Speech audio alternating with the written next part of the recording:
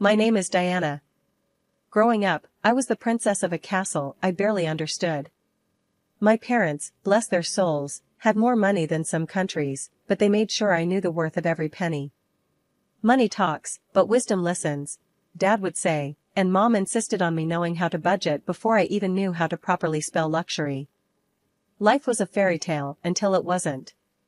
At 12, their private jet crashed, and my fairy tale turned into a stark reality overnight.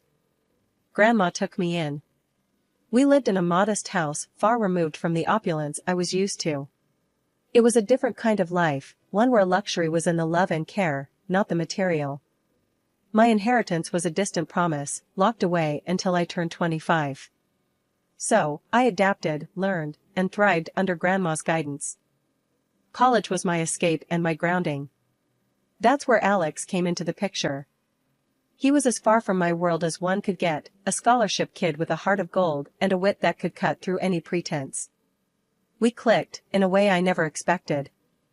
Bringing him home to meet Grandma was a nerve-wracking experience. I hadn't told him about the money. Better he doesn't know, not yet, Grandma had advised, and I saw the wisdom in her words. I wanted Alex to love me for me, not my bank account. Grandma, this is Alex. I introduced them, my stomach in knots. Nice to meet you, ma'am, Alex said, extending a hand that Grandma shook warmly. Sit, sit, Grandma gestured, her eyes twinkling as she took in Alex's nervous posture. You're the young man who's stolen my granddaughter's heart. Alex blushed, a sheepish grin spreading across his face.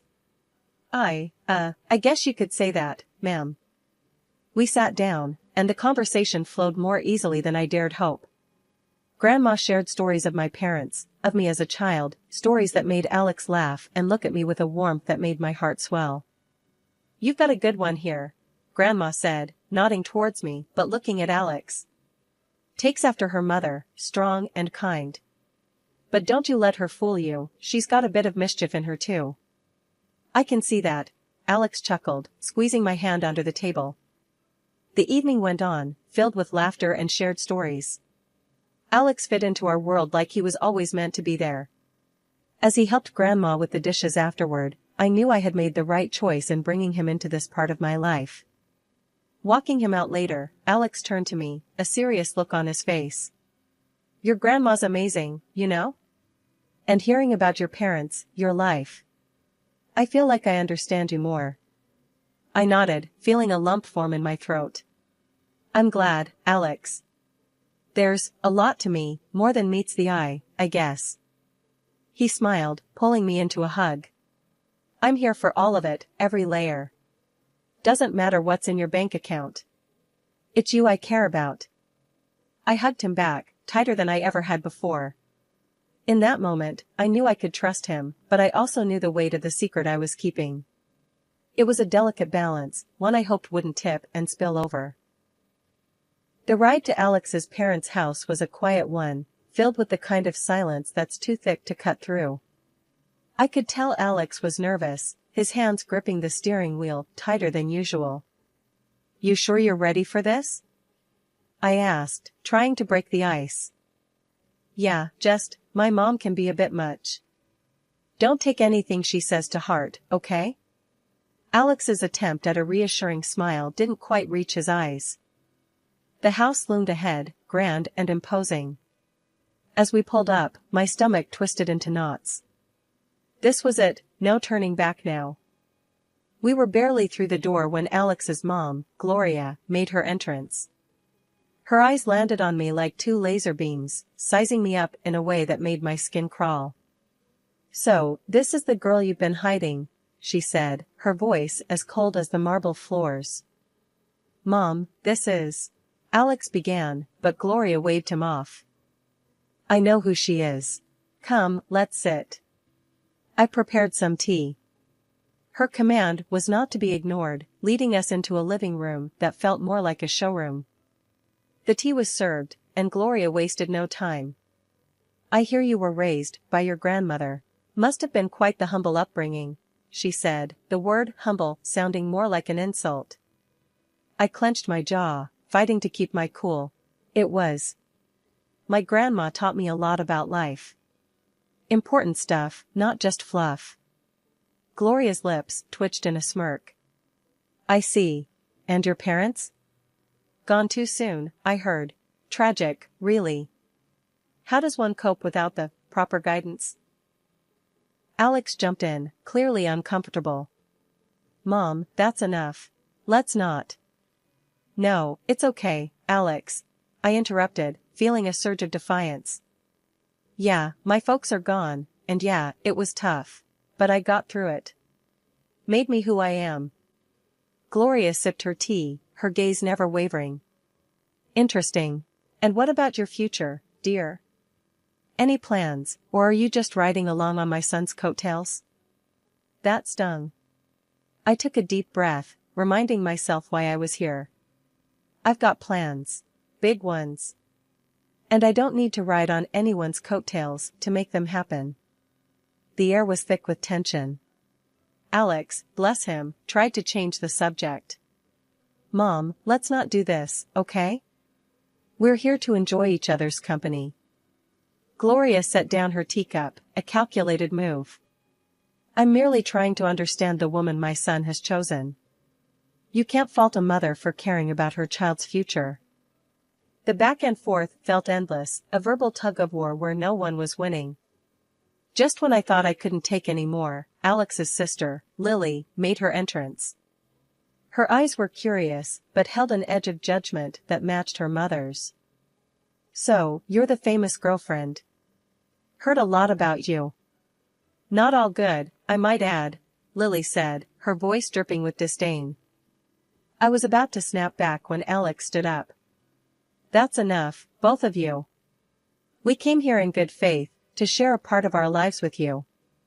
If that's not something you can respect, then maybe we should leave. The rest of the visit was awkward, to say the least. Conversations felt forced, every laugh a little too loud. But Alex held my hand under the table, a silent promise that we were in this together. As we left, I couldn't help but feel a mix of relief and frustration. I'm sorry about that, Alex said once we were in the car. They can be a bit intense. I sighed, watching the lights of the house fade in the rearview mirror. It's not your fault. But man, your mom and sister, they're something else. Alex chuckled, a sad sort of sound. Yeah, they are. But hey, we survived, right? Survived and stronger.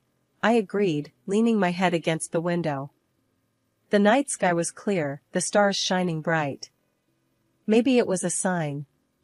No matter how tough things got, there'd always be a way through.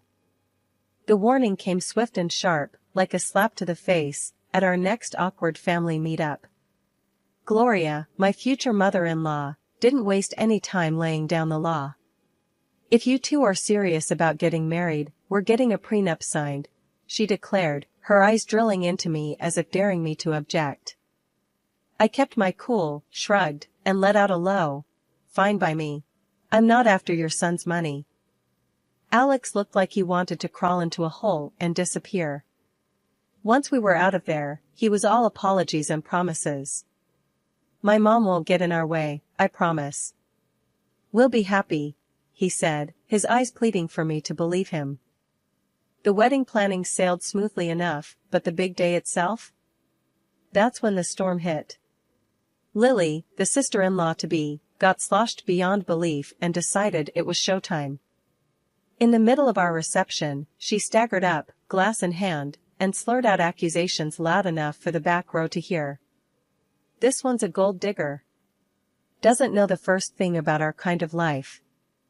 Illiterate, trying to snag my brother's cash. After that, there were other antics, molesting guests, and other things that are not customary to talk about in decent society. I felt my face flush hot with anger and humiliation. Without a second thought, I pulled out my phone and called the cops. This drama needed an audience, and I wasn't about to let Lily's performance go unchecked. The aftermath was a hurricane of accusations and threats. Gloria vowed revenge for the disgrace I'd brought upon their family. You've made a mockery of us. The press will have a field day with my daughter's antics, thanks to you. Alex was torn, trying to play peacemaker in a war that had no room for neutrality. I saw the strain in his eyes, the way his shoulders sagged under the weight of his family's drama and his desire to keep us afloat. But I stood my ground, my resolve hardening. This wasn't just about me anymore. It was about drawing a line, about not letting wealth or the lack thereof dictate how I was treated. As the dust settled, and the night grew quiet, Alex and I sat amidst the wreckage of what was supposed to be our happiest day. "I'm sorry," he whispered, his voice heavy with unshed tears. "I never wanted any of this." I took his hand, feeling the rough edges of our new reality. "We'll get through this. But things need to change. Starting with setting boundaries with your family." The vow we made that night wasn't just about staying together. It was about fighting for the respect we deserved, about not letting old money or old grudges define our future. 2 years slipped by since we said "I do," and those vows felt heavier every day. Gloria practically vanished from our lives, and honestly, I didn't miss her one bit. But it wasn't just her absence that marked those years, it was Alex's changing attitude that really drove the wedge between us. He'd come home late, if at all, muttering excuses about work that didn't quite add up. The warmth we once shared cooled into courtesy, and then, even that faded. The tipping point came one night when he threw his jacket on the chair like it had personally offended him and said something I never thought I'd hear. "You know, I could have done better. Married someone with a bit more class, more in line with my circle." His words stung like a slap. I stood there, gobsmacked, wanting to scream, to tell him about the fortune that was mine. But Grandma's voice echoed in my head, advising patience, to see Alex for who he truly was. So, I swallowed the truth and the hurt, biting back tears. I thought maybe, just maybe, if we had a child, it might bridge the gap between us, remind him of the love that brought us together. "Alex, don't you think it's time we thought about having a baby? It could bring us closer," I ventured one evening, hoping to spark something of the man I fell in love with. His reaction was like a cold shower. "A baby? Now? Don't be ridiculous. We're not ready for that. Not by a long shot." That conversation shut me down. It wasn't just the refusal, it was the disdain, the way he made it clear that what I wanted, what I thought could save us, was nothing but a foolish fantasy. Days turned into weeks, and those weeks into months of silence, of living side by side, but not together. Each rude remark, every late night, added another brick to the wall between us. I confided in Grandma, poured my heart out over cups of tea that had gone cold before I could finish them. "He's not the man I married, Grandma. I don't know if he ever was." She listened, her eyes sad, but understanding. "You can't make someone be who you want them to be, darling. Sometimes, we see what we want to see, until we can't ignore the truth any longer." Her words, though heavy, carried a sliver of relief. I wasn't crazy, I wasn't asking for too much. I just wanted a partner, someone who saw me as an equal, who respected me. But as the days passed, it became clearer that wasn't who Alex was. Not anymore, if he ever had been. The idea of leaving crossed my mind more times than I cared to admit. But every time it did, I pushed it away, hoping against hope that something would change, that the man I loved would find his way back to me. The vibe was set for a killer party. I'd gone all out for Alex's birthday bash, hoping to bring back a spark into what had turned into a pretty mundane marriage. No expense was spared, and the guest list was a who's who of our closest pals. Notably missing from the invite list were Gloria and Lily, my mother-in-law and sister-in-law. Their drama was the last thing I needed ruining the night. Alex was in high spirits, soaking in the adoration and well wishes from everyone. For a moment, it felt like we were back in the honeymoon phase, all laughter and inside jokes. But that bubble burst the second Gloria and Lily crashed the party, uninvited but clearly expecting to be welcomed.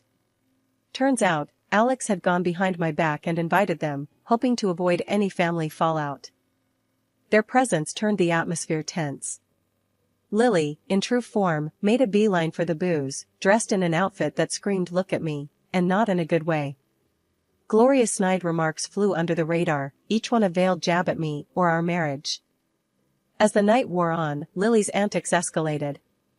Fueled by champagne and a need to be the center of attention, she started a rant about me not fitting into their family, how I was unworthy of their name.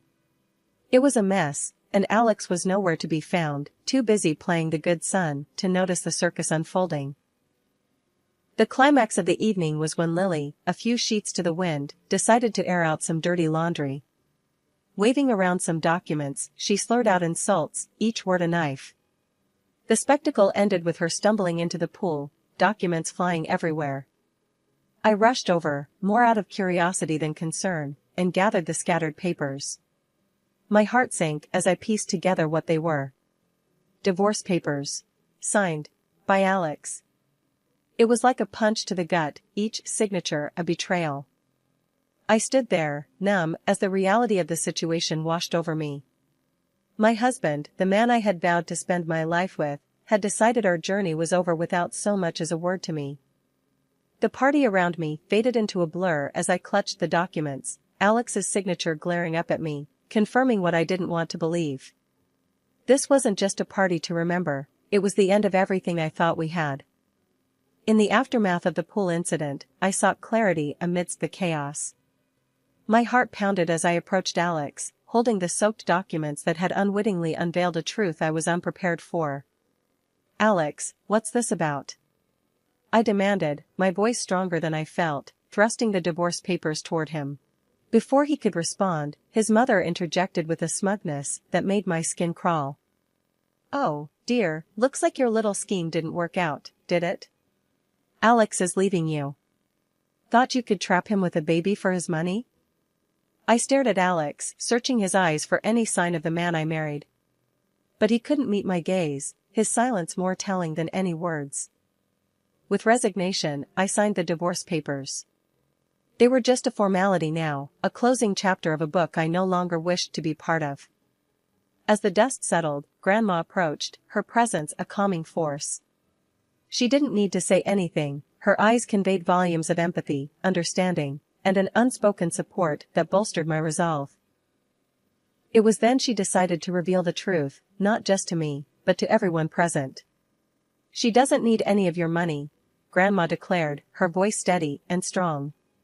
"In a month, she turns 25 and will inherit a fortune far beyond what you could imagine. She's been raised to value people over wealth, to seek out genuine connections rather than financial gain." The room fell silent, the weight of her words hanging in the air. Gloria's face morphed from smugness to shock, then to a desperate kind of greed, as she quickly began backpedaling, her apologies as transparent as they were insincere. Alex, too, seemed suddenly eager to rewrite the narrative, insisting his intentions were never to hurt me, that he was merely influenced by his mother. But it was too late. The veil had been lifted, revealing the stark reality of our relationship and the motivations behind it. I met their apologies with a quiet smile, not out of forgiveness, but out of an inner peace that came from understanding my worth, independent of the wealth that awaited me. "You've shown me your true colors," I said, my voice imbued with a newfound strength. "As for surprises, well, I prepared another one for you." And at that moment, a loud honk echoed through the tension. Outside, a sleek, luxury car rolled up to the gate, the one I had secretly bought for Alex as a surprise. The irony wasn't lost on me. I couldn't help a bitter laugh as I excused myself, stepping outside to confront the final act of this drama. There it was, the epitome of luxury on four wheels, a symbol of the love I thought we shared, now just another piece in the game of pretense and betrayal. Without a second thought, I slid into the driver's seat, the leather cool and unyielding beneath me, much like my resolve. Grandma, ever my rock, joined me, her presence a silent testament to the strength and dignity that ran in our blood. Turning to face the house, I saw Alex and his mother at the door, their expressions a mix of confusion and awe. "Everything from now on goes through my lawyer," I called out to them, my voice clear and devoid of the warmth it once carried. "And don't worry about my stuff. I'll have a courier pick it up." Their faces, once smug and self-assured, now painted a picture of realization and loss. Not just of the wealth they coveted, but of the person they underestimated. With that, I turned the key, the car's engine purring to life, a sweet sound that promised freedom and new beginnings. Grandma and I shared a look, a silent agreement that this was the first step toward a future unburdened by deceit and manipulation. After the revelations and dramatic exits, the air seemed clearer, as if the truth had not only unveiled the greed and deceit but also cleansed the path ahead. It wasn't long before the first test of my newfound resolve came knocking, or rather, calling. The phone rang, its shrill tone slicing through the calm like a knife. On the other end was none other than Lily, her voice dripping with an unfamiliar sweetness. "Hey, I just wanted to, clear the air between us. We're practically the same age, right? We could be friends." I couldn't help but let out a short, disbelieving laugh. The contrast between this sugary tone and her usual disdain was stark. "Friends?" I echoed, the word feeling foreign. "You mean like how friends don't badmouth each other at parties or try to humiliate them in front of everyone?" There was a pause, a moment where I imagined I could hear the cogs turning in her head as she searched for a response. "Well, water under the bridge and all that," she attempted feebly. "Water into the pool, you mean?" I shot back, unable to resist the jab. The silence that followed was telling. It was clear that my refusal to play along had derailed her plans. "Fine, be that way," she snapped, her veneer of niceness crumbling away. "You'll regret this." I hung up, feeling a mix of amusement and sadness. It was a stark reminder of the facades people wear and the lengths they'll go to when faced with the consequences of their actions. The temptation to retaliate was there, a nagging thought in the back of my mind. I posted a video on social media of her falling into the pool. It went viral like wildfire. Within an hour, 1,000 people had liked it. My sister-in-law was internet famous. She tried to call me, demanding I take it down, but I just blocked her. I'm done with her fake sweetness and her nasty attitude. A week after that, my phone rang with a number I knew all too well. It was Gloria, her voice unnaturally sweet, offering an olive branch she hoped I'd grasp. "Let's put the past behind us. For Alex's sake, can't we reconcile?" she suggested, as if the wounds were mere scratches that could heal with a band-aid of words. "No, Gloria. That ship has sailed," I replied, firm but not unkind. There was no anger in my voice, just a resolute peace. "I wish Alex well, but our paths are diverging. I'm looking forward, not back." Not long after, Alex made his own attempts at a reunion. One morning, I found a bouquet of flowers at my doorstep, the card bearing a simple "I'm sorry, please come back" message. The sight of them sparked more anger than affection. Without a second thought, I tossed them into the trash. His efforts didn't stop there. He tried to visit, showing up unannounced with the hope of talking things through. But I wasn't the same person he left behind. His presence, once a source of comfort, now felt like an intrusion. One evening, as he made yet another uninvited appearance, I met him at the door, with a resolve as hard as steel. "If you don't stop this, I'm going to the police," I warned, my voice steady and firm. "Your apologies can't undo what's been done. It's over, Alex. Really over." The gravity of my words finally seemed to reach him. His shoulders slumped, and with a final, lingering look, he turned and walked away. That was the last I saw of him. In the time that followed, I threw myself into charity work. It became my passion, my purpose. Helping those truly in need, connecting with people who valued kindness over wealth, brought me a joy I hadn't known was missing. Living with Grandma, I found peace in our quiet routine. We'd sit and plan our next project, our next way to make a difference. It was during these moments I realized this was where I was meant to be. I had no illusions about the road ahead. It would be fraught with challenges, perhaps even heartache. But I also knew it would be filled with joy, with moments of unbridled happiness, and the kind of love that enriches the soul. And so, I live my life looking forward, not back. I work, I help, and I hope. I believe in a future where I'll find true love, not defined by wealth or status, but by genuine connection. And yes, one day, I'll have those 3 beautiful children I dream of. But for now, I'm content. I'm building a life of purpose, surrounded by love that doesn't ask for anything in return. This isn't just the end of a chapter, it's the beginning of a whole new book. And I'm the one writing it.